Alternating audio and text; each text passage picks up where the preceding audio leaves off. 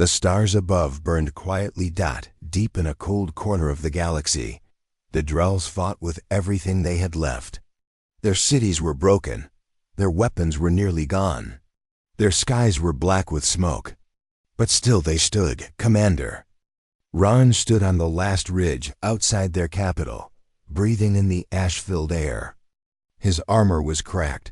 His blood ran down his leg. Behind him, children cried, mothers whispered prayers, and warriors patched each other's wounds with torn cloth. They had sent the message 5 days ago. A call for help. A desperate cry to the Galactic Council. They said, "We were your allies. Your sword in the dark. You promised if we bled for you, you'd protect us. Now we are dying. Please answer." But the council said nothing. In the shining city of Kaloris, far away from the war, the Council of Nine sat in tall crystal towers. Clean air, safe chambers, soft chairs. Counselor Levin tapped his fingers on the arm of his seat. "They want help again?" He sighed. Counselor Dresk leaned forward. "The Drells started the fight. Let them finish it. Why must we risk our own forces?" "They didn't start it," Counselor Vren said quietly. "We sent them to the Ferox border. We told them to hold the line." Levin shrugged. "Yes, and they failed. The Ferox swarm is too strong. We send help, we lose more. We must cut our losses." Vren looked down at the message, the one from Commander Rarn. The last line burned into his mind. "We believed in you." Still he didn't speak. No one did. They moved to the next topic: trade routes, mining rights, banquet invitations. And far away, the Drells were left to die.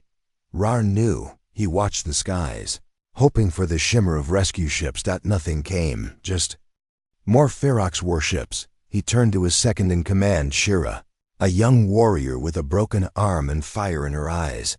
"They won't come," she said softly. "Will they?" Rarn didn't answer. He simply looked at the transmitter, blinking red, dead signal. The Ferox had begun landing on the outer rim. Creatures with metal-covered claws, spiked armor, and mouths that hissed with acid. They had no mercy, no reason. They wanted only one thing: to erase the Drells from history. And the Drells had no more time. On the 7th night, Rarn gathered the last fighters in the underground chambers. They were tired, bleeding, half-starved. "We have one more chance," he said. "One last message," someone asked. "To the council again?" Rarn shook his head. "No," he said.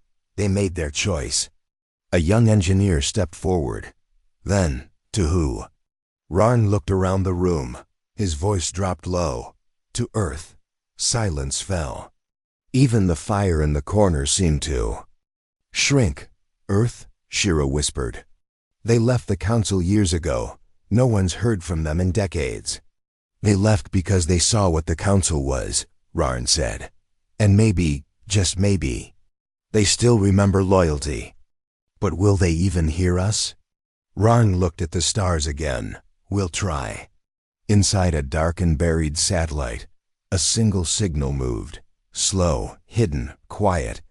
It passed through abandoned channels, through old data paths, through broken relay.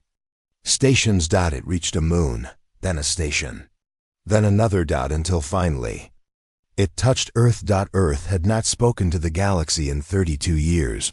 Most believed the humans had disappeared. Some thought they had died.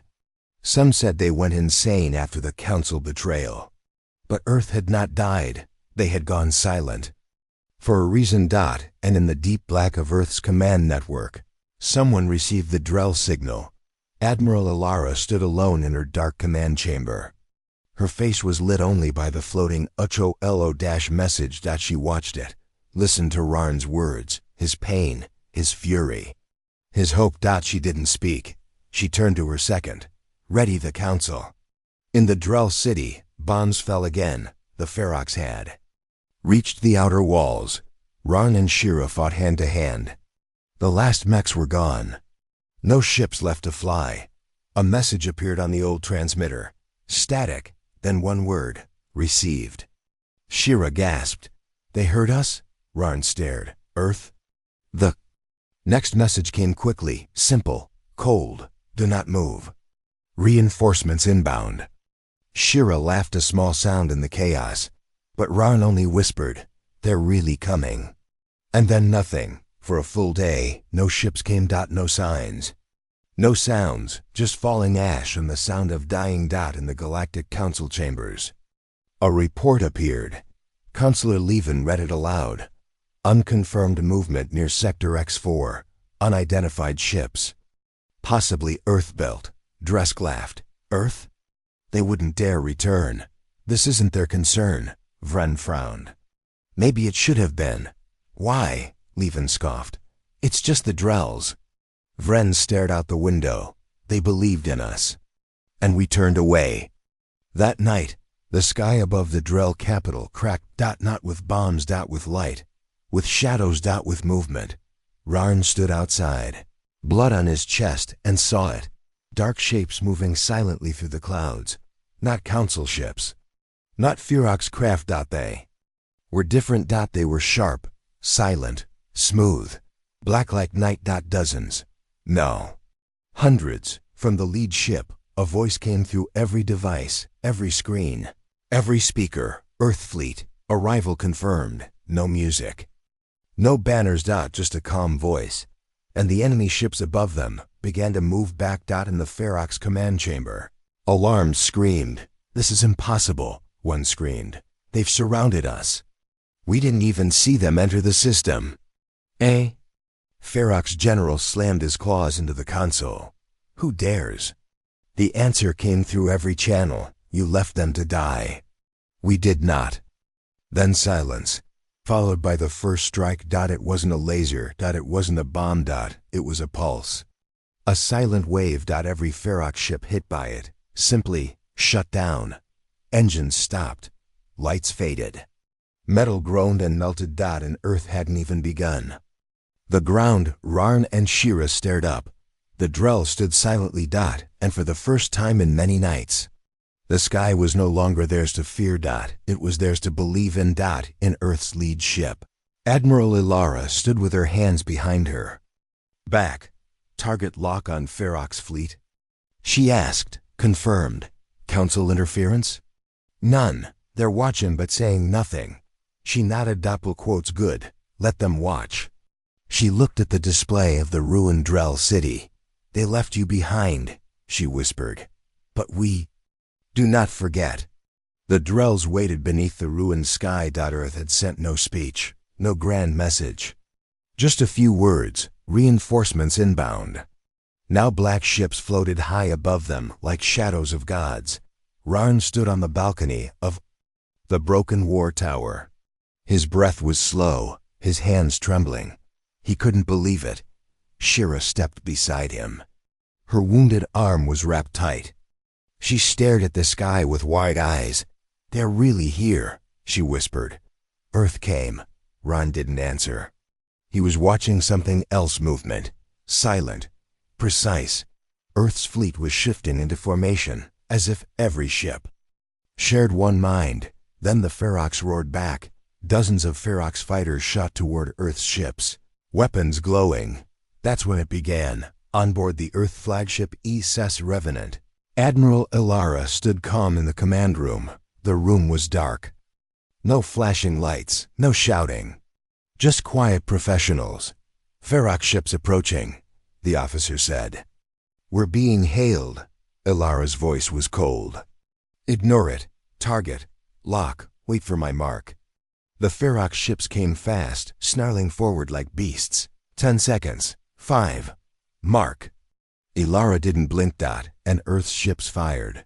But these weren't missiles. Not lasers. Not plasma. The Ferox ships lit up for 1 second, then froze. Their engines stopped. They tumbled in space, completely dead. The weapon had no sound, no heat. It simply turned them off. Shira's voice shook. What was that? Rarn whispered. I think that was a warning.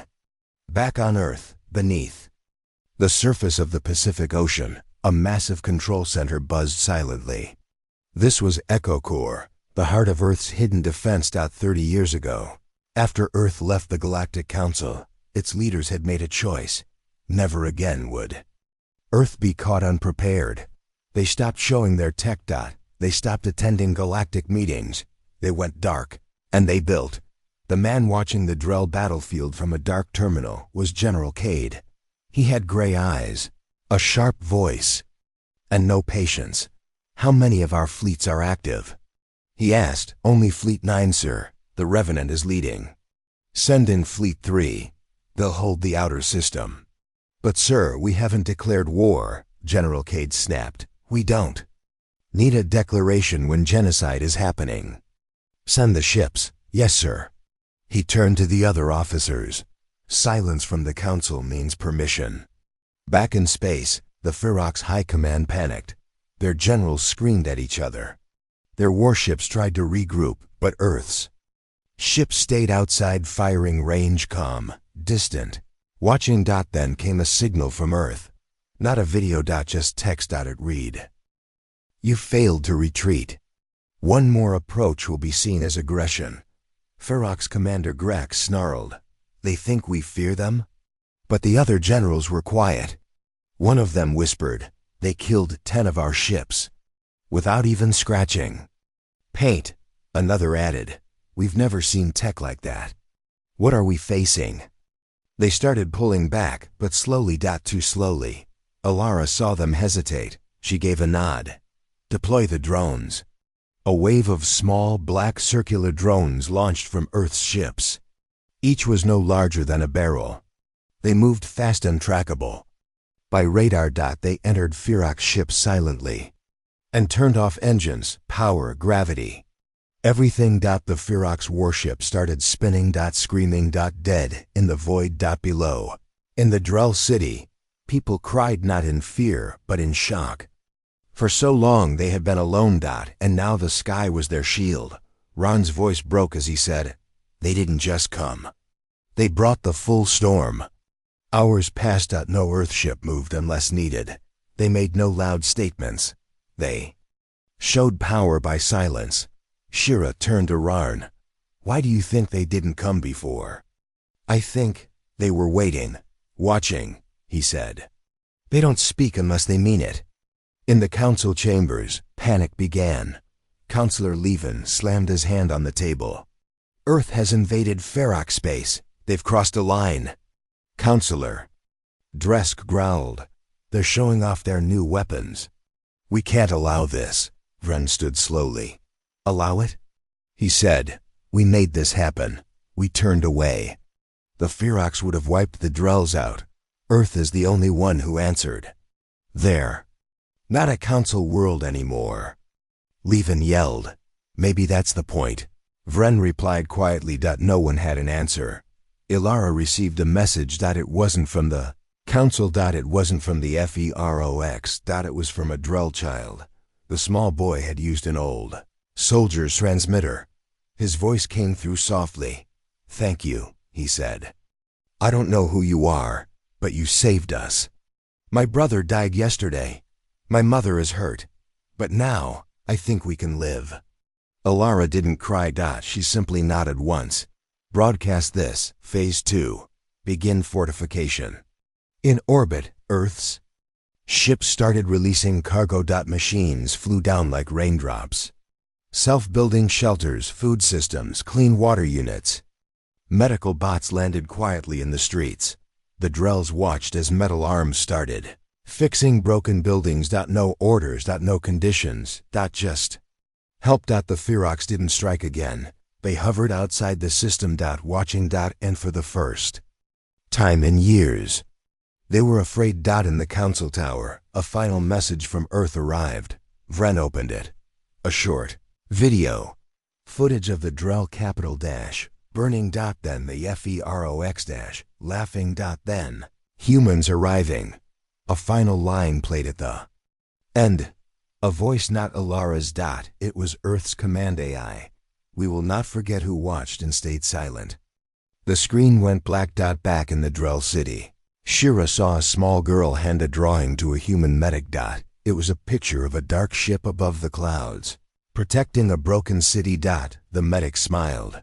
Did you draw this? The girl nodded. Ray-RN. Turned to the sky. They didn't come for glory, he said. Shira added. They came because no one else would. The medic smiled again. That's Earth. The Ferox were not used to fear. Their armies had crushed planets, burned oceans, ripped cities from the ground. Every species they faced either bowed or died. But now they floated outside the Drell system.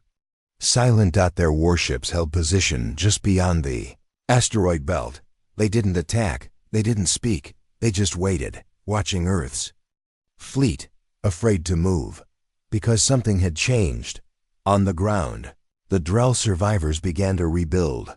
Earth's drones moved through the streets, scanning wounded, fixing broken structures, planting food capsules.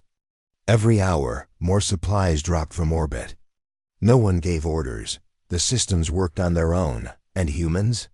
Still unseen. Not one soldier had stepped onto the ground. They watched from above, like guardians behind glass.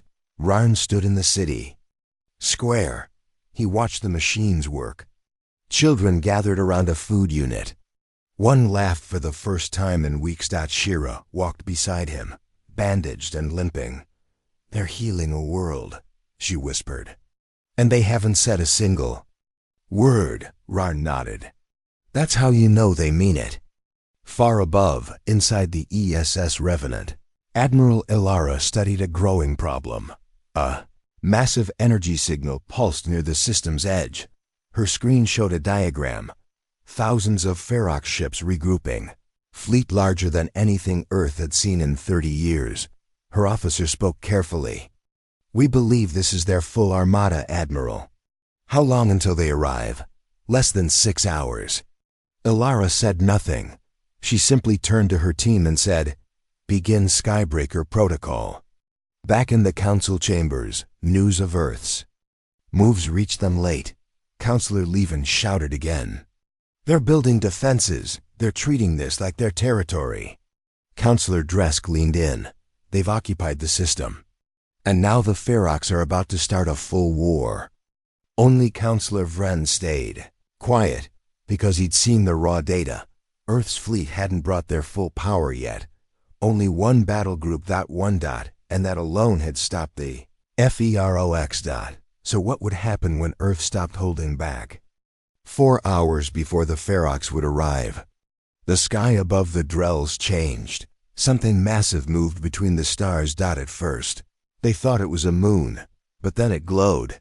Lines of red light across a circular black mass. It spun slowly.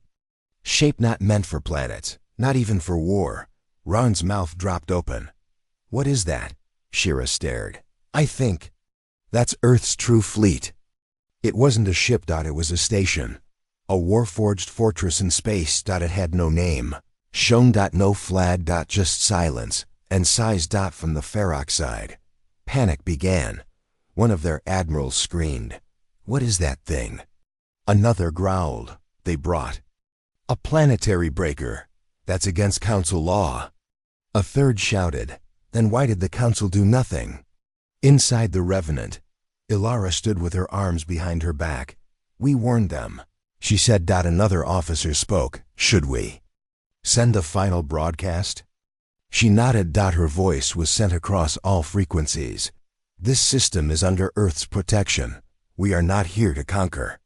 But we will not let genocide pass. Turn back now or face the sky breaking open. Then silence. The Ferox ships kept moving forward. So Earth answered. It started without a sound. From the war station's underbelly, dozens of silver rings dropped. Each one floated. Each one unfolded. And then each one opened the sky. Wormholes. Instant tunnels through space. Controlled. Stable. What came next shocked everyone. More Earth ships. Hundreds. But not just warships. Terraformers, colonizers, shieldcasters, medical fleets. Earth wasn't just defending the Drells. They were making this world stronger than before. Shira's eyes filled with tears. They're not just helping us. Rarn finished. They're rebuilding us for war. Then came the Ferox. They reached the edge of the system. 30,000 warships, firepower, enough to crush 5 planets. They opened fire. Not a warning shot, not a message, just death. Earth was ready. From the black station above, a barrier formed, a wide energy shield shaped like a dome. The Ferox shots hit it, exploding into harmless light. Behind the shield, Earth's ships moved with chilling calm. No panic, no noise. Just war as science. The Drells watched the sky light up. It was like a storm of fire meeting an invisible wall. Children held their parents. Old soldiers stood straight, and no one ran, because Earth was standing between them and death. Ilara gave the final order. Drop Phase 2 fleets. All wings. Begin counterstrike. The Revenant's underbelly opened. Sleek black fighters launched in formation. Swarms of them. Each ship moved like it had a soul. They dodged fire, slipped between blasts, and struck with pinpoint hits. Ferox ships exploded one after another. But Earth's ships? Still untouched. Inside a Ferox command ship, Admiral Grax howled.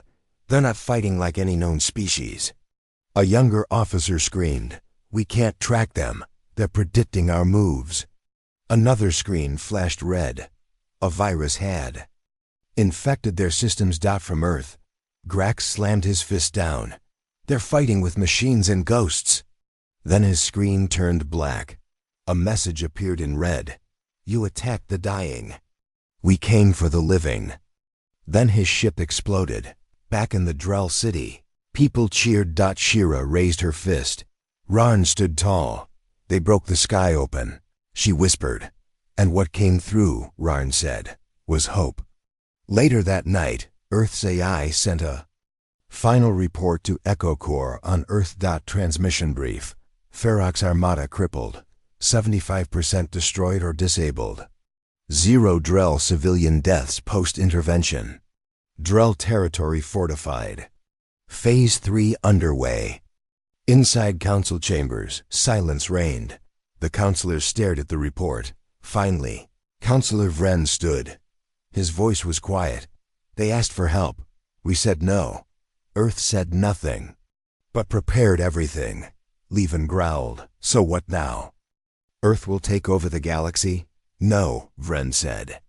They don't want to rule. They want to protect. And now, they've reminded us what real power looks like. Silence returned to space. The Ferox fleet was destroyed. Over 20,000 ships either dead, drifting, or retreating into the stars. The Drell system was safe for now, but the Ferox were not finished.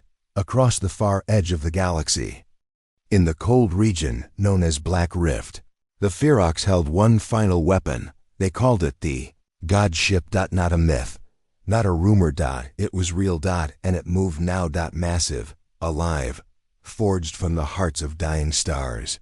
The God Ship did not carry weapons. It was the weapon. Its hull shifted like liquid metal. Its core pulsed with a living brain. The Ferox had built it only once for extinction. Their leaders had hoped they'd never use it. Now, they had no choice. Inside Earth's Echo Core, deep beneath the ocean, General Cade stood motionless. An alert had just come in. "Sir," an officer said quietly, "we've confirmed movement from Black Rift. The Ferox Godship is real." "It's coming." Cade stared at the screen, then simply said, "Prepare Sky Eye." Back in orbit above the Drell homeworld, the night was calm. Shira stood outside the rebuilt medical shelter, looking up at the stars. Rarn sat nearby, sharpening a broken blade, more out of habit than need. "Think it's over?" she asked. Rarn paused. "No, I think the Ferox are too proud to lose." He was right. 6 hours later, the stars shifted. The sky twisted, bent in on itself, then tore open. Massive shape emerged. Dark, glowing, the Godship. Its arrival shook gravity itself. Earth's war station lights turned red. The Revenant's alarms activated. Admiral Alara stepped forward. Calmly, she stared at the image. Her officer whispered, "Ma'am." What is that thing? Ilara didn't blink. The Ferox just told us what they really fear. That's their monster, their last god. Across the galaxy, the Council watched in horror. This is madness. Counselor Dresk yelled. That ship could tear a sun apart. Levin shouted. Earth has gone too far. They'll provoke annihilation. But Vren only said one thing. They didn't provoke this. They answered it. The godship opened its front. Not a cannon, not a hatch, a black hole. A real one, artificially generated, held. Inside containment fields. It fired. A planet in the outer system cracked. Apart like glass. The Drell gasped. Shira dropped her food. Trey, Rarn stood frozen. They can't stop that. Ilara didn't move. She turned to the communications officer. Has Sky Eye locked on? Yes, ma'am. Fire. Far above Earth, in deep space millions of kilometers from any system, Sky Eye woke. It was not a ship, not a weapon. It was a mirror, a gravity mirror, developed in secret, powered by a captured quantum storm, built for one purpose, to reflect the universe's fury back at the source. When the godship fired again, Sky Eye opened. It caught the gravitational blast. Held it, bent it, then returned it straight back to the godship. The Ferox screamed. The beam struck their own hull. Their own black hole tore into them. The godship shook. Screamed. Then dash cracked. Not destroyed. Not yet, but wounded. Badly. From the Drell surface, people watched the godship stagger like a living creature. Shira whispered, Earth just made it bleed. Ron laughed softly for the first time in weeks. They didn't even fire a gun. The Ferox panicked. The godship released drone swarms of them. Fast, small, vicious. They screamed toward Earth's ships. But Earth was ready. Ilara raised her hand. Wake the oracles. The oracles were not ships. They were scifistories locked inside a black shell. Drone. Not fighters. Not bombers, but predictors. They didn't shoot. They moved and made everything miss. Missiles curved, drones collided, beams struck empty air. Godship's swarm was defeated by math. By silence. Inside the council chambers, Vren stood slowly. He turned to the others. Earth built weapons to destroy and tools to protect. Which one they use depends on who they're facing. Back above the Drells, the godship made one final move. Its center glowed white-hot. Its core was destabilizing. Rarn stared at the sky. It's going to take us all with it. No, Shira said, pointing. Look. Above the planet, the Earth War Station opened again, this time releasing something no one expected. Not a weapon, not a machine, but a single pod. Inside was a human. Just one. He dropped through the clouds. No armor. No weapons. Just boots, a suit, and a glowing mark on his hand. He landed on a floating platform facing the godship. It paused. The entire Ferox system paused. Who was this? What could he do? He raised his hand. The mark glowed brighter. And in that moment, godship stopped. No system shutdown. No virus. No strike. It simply halted. Like it recognized him. Like it obeyed. Then it shut down. And drifted into the void. No one spoke for hours. Not the Ferox. Not the D, single quotes, RELL. Not even Earth. Because what had happened, no one understood. Later, inside Echo Core, General Cade whispered, he wasn't a soldier. He was Skyborn, a legend. A theory, a rumor about Earth's secret defenders. Genetically awakened. Part machine, part gravity. One man. Made to stop the galaxy's worst weapons with only presence. Ferox fled. Not a battle, not a treaty. They just vanished, leaving their god behind. On the Drell streets, children began drawing the man with the glowing hand. They called him the Silent Light. And when Shira told her story to the young, she always began the same way. We were left to die. Then Earth came, and when the sky broke open, they sent not a weapon, but a warning the galaxy will never forget.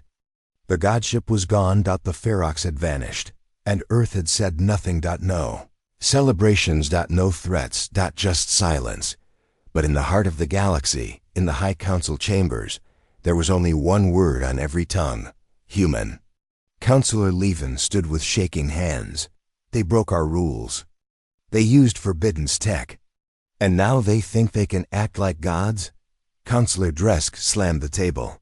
That human with the glowing hand, he controlled a super weapon without touching it. That breaks every treaty. Counselor Vren only watched. His eyes were tired. And he was silent for a long time before speaking. They didn't conquer. They saved a people we left behind. We called them reckless, but maybe we're the ones who've grown blind. But politics didn't wait. The council demanded answers. So they sent the call. A summons. Not to Earth. To him. The man who made the godship stop. They didn't even have a name. So they gave him one. The Skyborn. The message reached Earth within minutes. Council expected delay, but Earth answered in one sentence. He will arrive when the sky turns twice. No one knew what it meant. Until the stars above the council's central planet dimmed for 8 seconds, then brightened, then dimmed again. Then he walked in. No guards. No escort. No ship. He just appeared inside the main chamber. A man in black, wearing no rank. No weapon. No fear, and a glowing mark on his hand. The guards drew their rifles. The air tightened. Everyone stood. The council speaker, a towering alien with blue-gray skin, pointed at him. You will kneel before the Council of 9. The human smiled, then softly said, no. Gasps filled the chamber. Counselor Levin shouted, you are not a king. No, the human said. I'm not. He stepped forward. I'm something you forgot existed. The guards raised their weapons. The human didn't move, didn't blink. And one by one, the weapons froze, locked in place, vibrating until they melted in the soldier's hands. One dropped his rifle. Another screamed. A third ran. Counselor Dresk barked, you're using mind tech. The human tilted his head. I'm not using anything. I'm just ... here. Counselor Vren stood slowly. What do you want? The human finally looked at him. Peace. Then why walk like a god? I don't. I walk like a man who's seen what gods leave behind. The council screen lit up behind them. Footage from D*RELL. The Ferox fleet attacking. The godship firing its black hole weapon. Then Earth's response. Sky Eye. Oracles. Silence. And finally, the man standing alone in the sky. A single hand raised. And the godship shutting down. The council speaker growled. That weapon, your existence, it breaks everything we've built. The human stepped forward again. You built fear. You let people die. You watched as species were erased, while Earth watched you. A pause. Then the human whispered, now we're here. He looked around the chamber. I'm not here to conquer, or threaten, or bend you. I'm here to remind you. You left them to die, and you punished the one who answered their screams. Silence. Even Levin stayed quiet. Finally, Vren asked the question that no one else dared. What are you? The human's voice softened. I was born in orbit.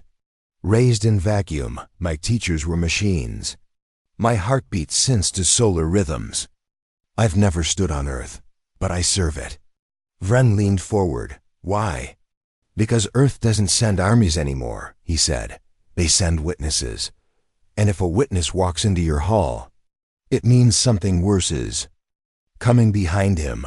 Counselor Dresk snapped. What is coming? The human turned. Paused. Then smiled. Balance. He raised his hand.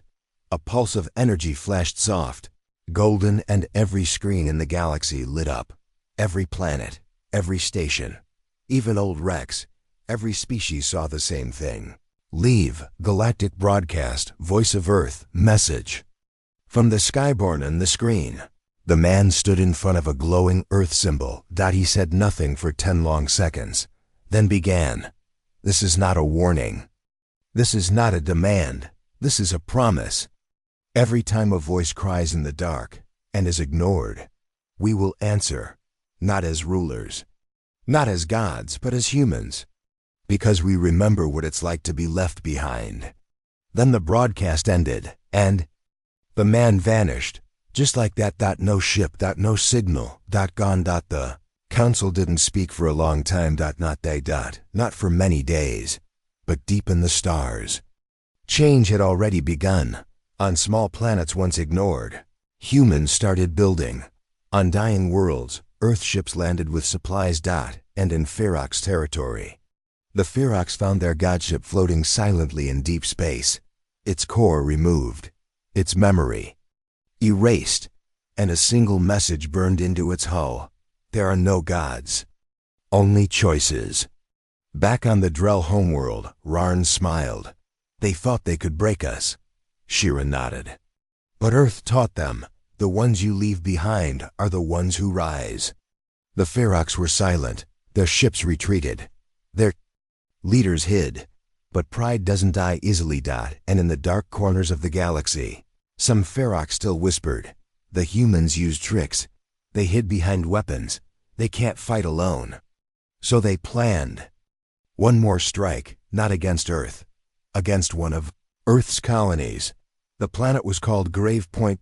It wasn't on maps. It had no orbiting satellites. No towers, no ports, no defenses, just thick forests, burning deserts, and deep oceans. The Ferox believed it was weak. They were wrong. Scan shows human biosigns only, said the Ferox commander. No military presence. Send in the first squad. 8 drop pods tore through the sky. They hit the surface like falling knives. When the hatches opened, the Ferox troopers stepped out and saw nothing. No people, no cities, just wind, dirt, and strange shadows between the trees. Fan out, the commander ordered. Find a target. The soldiers spread into the forest. They didn't notice the quiet at first. Not until one of them said, "Where are the animals?" Then click, the sound came from the trees. A motion trap snapped over the first Ferox's arm. Before he could scream, a dart hit his throat. He collapsed. Heart stopped in seconds. The second trooper yelled, "Ambush!" They fired in every direction. The forest stayed still, but their scanners were confused. Shapes moved in patterns they couldn't track. Heat signals flickered, then vanished. Above them, high in the canopy, humans watched. Not soldiers, not marines, hunters. Colonists of Gravepoint weren't trained like Earth's armies. They were born on this wild world. They grew up learning to hunt things with 6 eyes, metal hides, and poisoned blood. To them, the Ferox were just another predator. The second squad dropped near the coast. They reached a large river. Something moved under the water, one said. Then the water exploded. A cable shot up, wrapped around his leg, and yanked him in. Another tried to run, but a steel spear slammed through his shoulder from underground. It wasn't war. It was a trap. A dozen traps, set by people who didn't build walls, because they were the walls. Back in orbit, the Ferox ship lost contact with 4 squads. The commander cursed. Send the elite. 30 of their best warriors dropped at once. Heavy armor, energy rifles, thermal vision. They were ready. But Gravepoint was not a battlefield. It was alive. The moment they landed, the sand shifted beneath them. Mines? No. Creatures. Bred by humans. Tamed by them. Now unleashed. One Ferox officer screamed into his cums. They control the whole planet. That's when the human voice answered. A woman's voice. Calm. Cold. No, we don't control it. We live with it. You walked into our hunting ground. The Ferox commander panicked. Retreat! Evacuate now! They turned their ship to flee. But something blocked their path. Not a ship, not a missile, a mountain. Except it moved, engines activated. A massive machine stepped out from Gravepoint's northern cliffs, built from crashed alien Wreckage, wired with storm power. Eyes glowing red. It was not built by Earth. It was built by the colonists. In silence. Over decades, without permission. Without help. The Ferox ship fired all weapons. The machine didn't dodge. It absorbed the blasts, then opened its chest. A sonic cannon screamed across space. The Ferox ship shook. Systems crashed. Metal peeled. Engines died. In less than 5 minutes, the last Ferox cruiser crashed into the sea. No survivors. On the beach, a group of children watched the wreckage burn. One of them asked, "Will they come again?" Their teacher, an old man with a rifle carved from beast bone, shook his head. "No. Not here." He looked at the rising sun. This world eats monsters.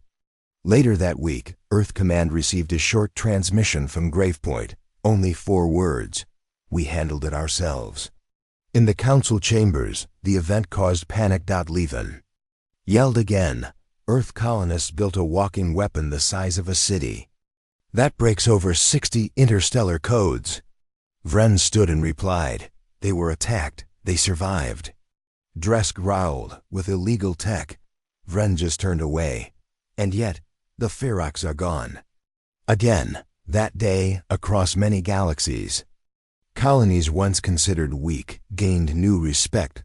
New fear, because everyone now knew Earth didn't need to fight.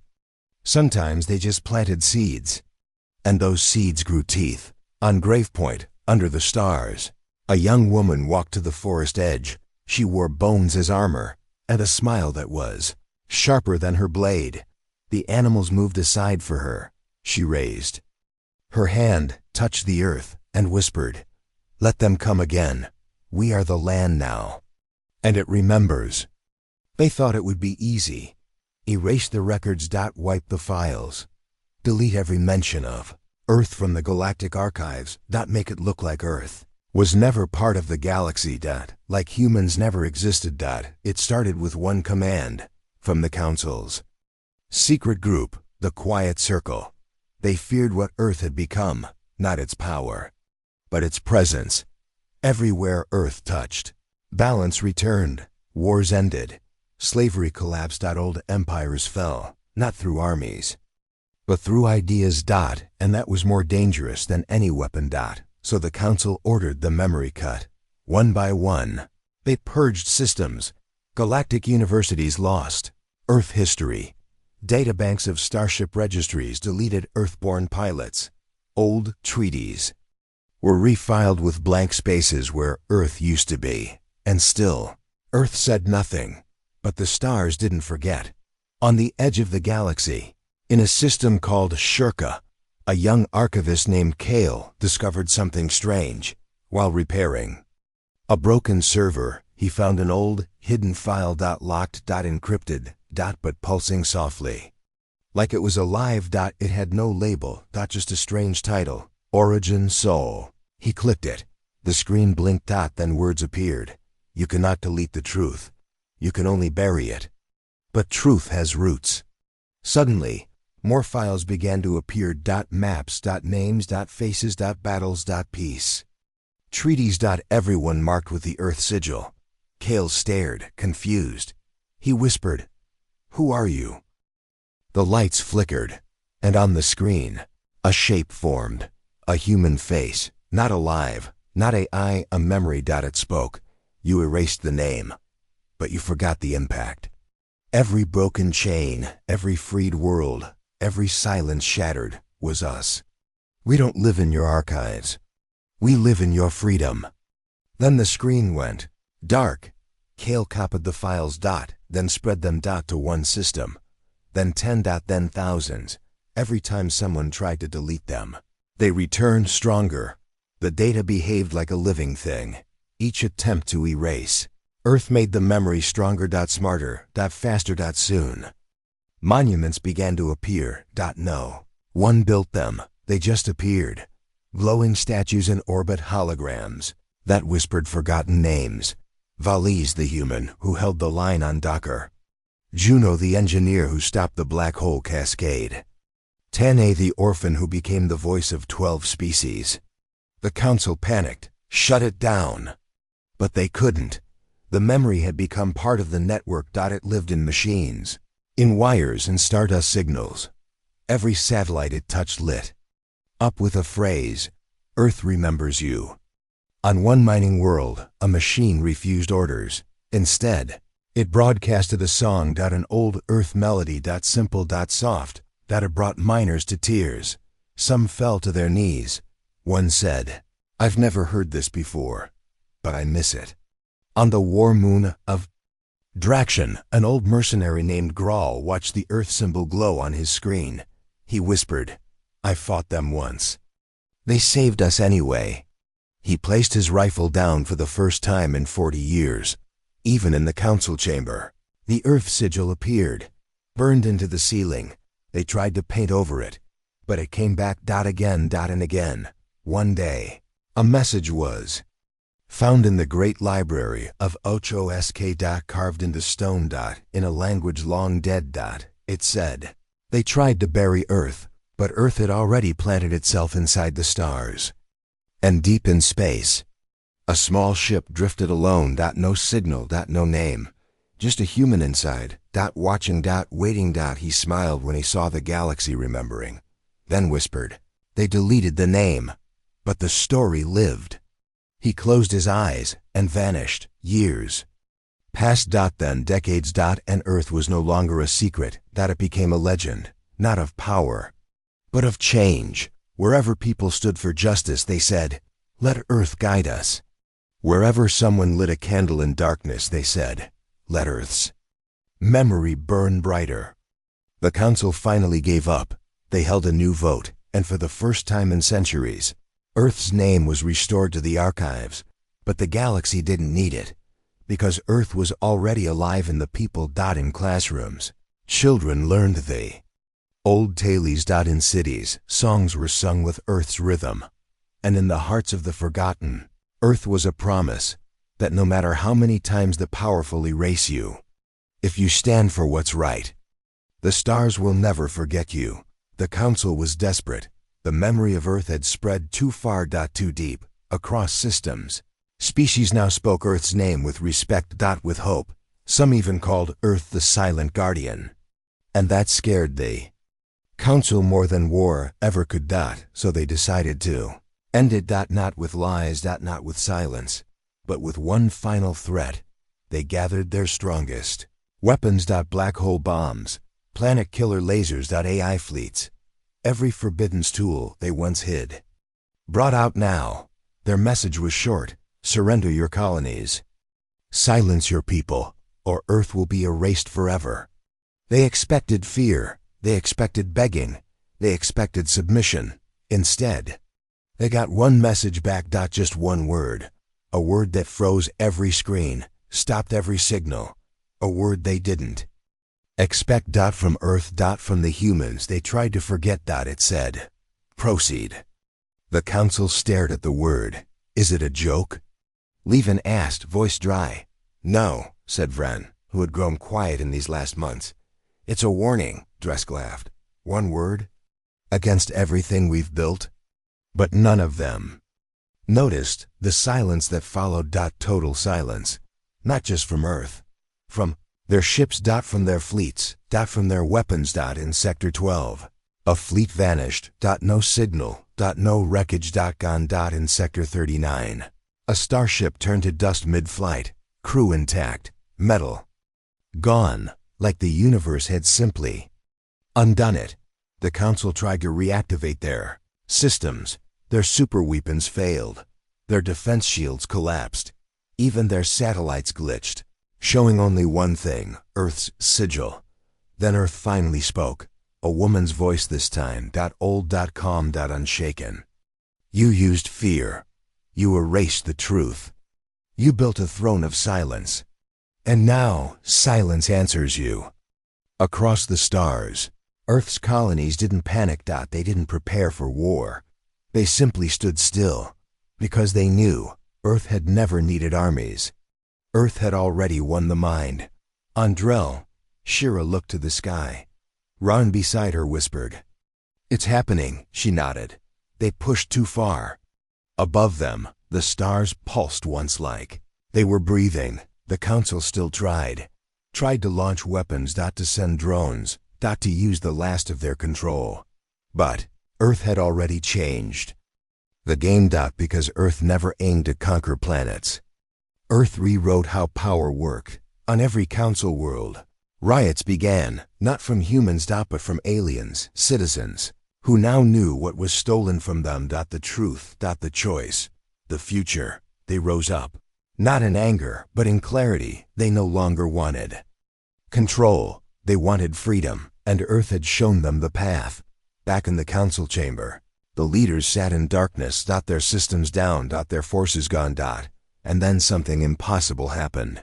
The walls around them peeled away, not from explosions, from light. A beam surrounded them, quiet as air, soft as breath, and in its center, a figure appeared, not glowing, not armored, just a human, wearing gray clothes, holding nothing, smiling. "You tried to end us," he said, "but Earth doesn't end." Counselor Levin stood, shaking. "What are you?" The man stepped forward. "We are the reason stars rise again after collapse. We are the memory you couldn't delete. We are what happens when you make kindness a weapon." Then he raised a single hand, not to strike, to offer, an open palm, peace, and still Dresk tried to speak. "You won't rule us." The human shook his head. "Earth doesn't want to rule." He pointed to the window behind them, where hundreds of ships now floated, not armed, but glowing. Ships of every species, flying together, marked not by flags, but by symbols of unity. "You feared we would build an empire," he said softly. "We didn't. We built a mirror to show the galaxy who it could be." He turned to leave, and just before vanishing, he said, "You sent a threat. We sent a future. Choose wisely." The chamber went dark, but outside, the galaxy was no longer the same. Empires broke. Old powers collapsed, and from their ruins, communities rose, led not by Earth, but by those Earth-inspired. In time, Earth stepped back, not silent but satisfied, because it never wanted to control the stars. It only wanted to remind them that even in darkness, one voice, one act, one truth could light the way for everyone. In the stars, they never forgot, because Earth's final word was not war. It was not fear. It was not revenge. It was simply hope. End.